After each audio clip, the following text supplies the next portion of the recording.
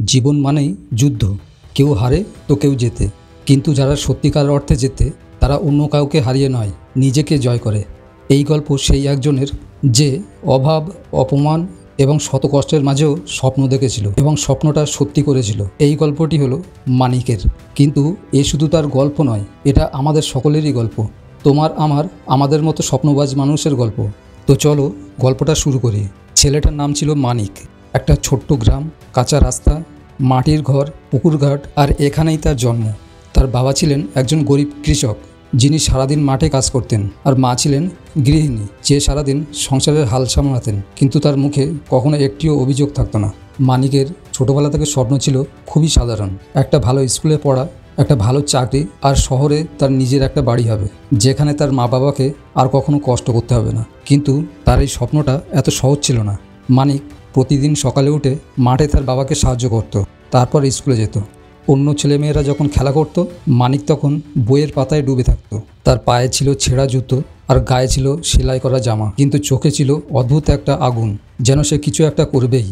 গ্রামে অনেকেই তাকে বলতো, ও তো চাষার ছেলে, পড়াশোনা করে কি হবে, বাকি সবার মতো খেতেই তো কাজ করবে, ভালো করে চাষের কাজ শিখুক। কিন্তু মানিক তখন চুপচাপ থাকতো, কাউকে কিচ্ছু বলতো না। কিন্তু তার মনের ভিতর কেঁপে উঠত।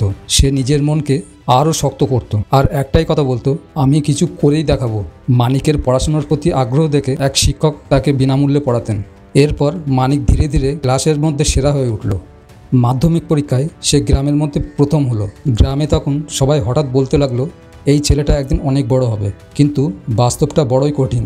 উচ্চ মাধ্যমিক পড়তে হলে তাকে শহরে যেতে হবে, আর শহরে যেতে হলে টাকার প্রয়োজন। তাদের এত টাকা ছিল না, তাই তার মা গয়না বিক্রি করে দেয়, আর বাবা মহাজনের কাছ থেকে ঋণ নেয় ছেলেকে পড়াশোনা শেখানোর জন্য। এরপর মানিক রওনা দেয় তার স্বপ্ন পূরণের পথে। শহর মানে আলো, গতি আর প্রতিযোগিতা। মানিক এখানে যেন হারিয়ে ফেলে।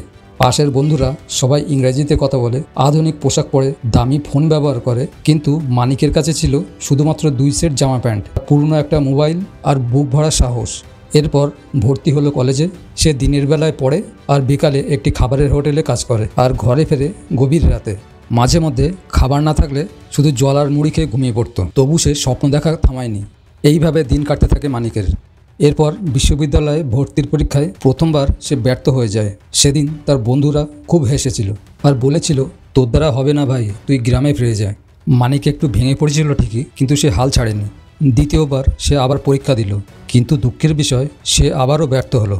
এইবার সে কেঁদে ফেলেছিল। সেদিন তার মা তাকে ফোনে খুব বুঝিয়েছিলেন আর বলেছিলেন, মানিক, তুই হাল ছাড়িস না, আবারও চেষ্টা কর, দেখবি তুই পারবি, তোর স্বপ্ন সত্যি হবে, তুই লড়াই চালিয়ে যা, আমরা তোর পাশে আছি। এইবার সে নিজেকে নতুনভাবে তৈরি করলো। রাত জেগে পড়লো, অনলাইন থেকে ভিডিও দেখলো, প্রশ্ন বিশ্লেষণ করলো, পরীক্ষাও দিল, এবং অবশেষে তার নাম এসে গেল তালিকায়। সে চান্স পেল দেশের অন্যতম সেরা একটি সরকারি বিশ্ববিদ্যালয়ে পড়তে গিয়ে সে বুঝলো, শুধু চান্স পেলেই হবে না, নিজেকে যোগ্য করে তুলতে হবে। তাই সে কম্পিউটার শেখা শুরু করলো, ইংরেজিতে কথা বলা শিখলো, ফ্রিল্যান্সিং করলো। দুপুরে ক্লাস, সন্ধ্যায় টিউশনি, রাতে অনলাইন প্রজেক্ট। তার মাথায় তখন একটাই চিন্তা, আমি একদিন নিজের একটা অফিস খুলব, যেখানে তার মতো গ্রামের অনেক মানিক কাজ পাবে। চতুর্থ বর্ষে থাকা অবস্থায় সে একটি মাল্টিন্যাশনাল কোম্পানিতে ইন্টার্নশিপ পায়। তার পরিশ্রম, নিষ্ঠা আর জ্ঞান দেখে তারা তাকে চাকরির অফার দেয়। এরপর কয়েক বছরের মধ্যে নিজের একটা স্টার্ট চালু করে। আজ তার অফিসে 45 জন কাজ করে, যার মধ্যে অনেকেই গ্রামের ছেলে, যারা আগে বিশ্বাস করত তাদের পক্ষে কিছুই করা সম্ভব নয়। মানিকের মা আজ আর আগের মতো খাটেন না। তিনি একটা এয়ার কন্ডিশন ফ্ল্যাটে বসে ছেলের জন্য প্রার্থনা করেন। আর তার বাবা এখন আর মহাজনের কাছ থেকে ঋণ নিতে যান না, এখন তিনি গ্রামের লোকজনকে ঋণ দেন। যদি তুমি এখন নিজেকে শেষ মনে করো, তাহলে একটু ভাবো মানিকের কথা। সে পারলে তুমি কেন পারবে না? সে হেরেছিল, অপমানিত হয়েছিল, অভাবের মধ্যে ছিল, তবু সে লড়েছিল। তাই আজ সে সাফল্যের মুখ দেখেছে। জীবনে তুমি হয়তো এখন অন্ধকারে আছো, তবে মনে রেখো, অন্ধকার যত ঘন হয়, আলো তত কাছেই থাকে। তোমার স্বপ্ন যদি সত্যি হয়, তার জন্য যুদ্ধ করো।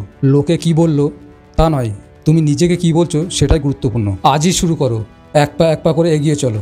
এখন তোমাকে কেউ চেনে না, কিন্তু একদিন সবাই ঠিকই চিনবে। তুমি পড়ে গেছো, উঠে দাঁড়াও, কারণ তুমি জিততে এসেছো এই পৃথিবীতে। বন্ধু, যদি এই গল্প তোমাকে একটুও মন ছুঁয়ে থাকে, তাহলে এটাকে মন থেকে গ্রহণ করো।